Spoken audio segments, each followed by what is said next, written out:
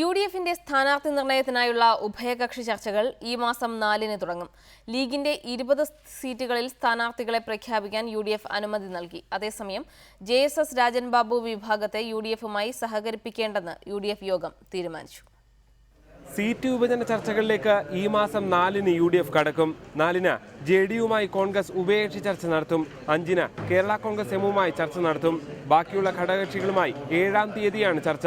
ഇതോടെ പ്രാഥമിക ചർച്ചകൾ പൂർത്തിയാക്കാമെന്ന് പ്രതീക്ഷിക്കുന്നതായി കൺവീനർ PP തങ്കച്ചൻ പറഞ്ഞു. എല്ലാ കക്ഷികളോടും അതിനുശേഷം 7-ാം തീയതി ഇവിടെ തിരുവനന്തപുരത്ത് കാണണം എന്നാവശ്യപ്പെട്ടിരിക്കുന്നു. ഈ പ്രാഥമിക ചർച്ചകൾ കഴിഞ്ഞതിന് ശേഷം ചർച്ചകൾ നടത്താത്ത കക്ഷികളും നടത്തിയ കക്ഷികളും ആയി 7-ാം തീയതി വീണ്ടും ഈ ചർച്ചകൾ പൂർത്തീകരിക്കുന്നതിന് വേണ്ടി തിരുവനന്തപുരത്ത് കാണണം എന്നാവശ്യപ്പെട്ടിരിക്കുകയാണ്. 20 സിറ്റിംഗ് സീറ്റുകളിലും സ്ഥാനാർത്ഥികളെ പ്രഖ്യാപിക്കാൻ മുസ്ലിം ലീഗിന് UDF യോഗം അനുമതി നൽകി. ബാക്കി 4 സീറ്റുകൾ വെച്ചുമാറണമെന്നതാണ് ലീഗിന്റെ ആവശ്യം. ഇക്കാര്യം ഉഭയകക്ഷി യോഗത്തിൽ ചർച്ച ചെയ്യും. JSS രാജൻ ബാബു വിഭാഗത്തെ മുന്നണിയുമായി സഹകരിപ്പിക്കേണ്ടെന്നും UDF തീരുമാനിച്ചു. TS ജോണിന്റെ കേരള കോൺഗ്രസ് സെക്യുലറിനെയും സഹകരിപ്പിക്കില്ല.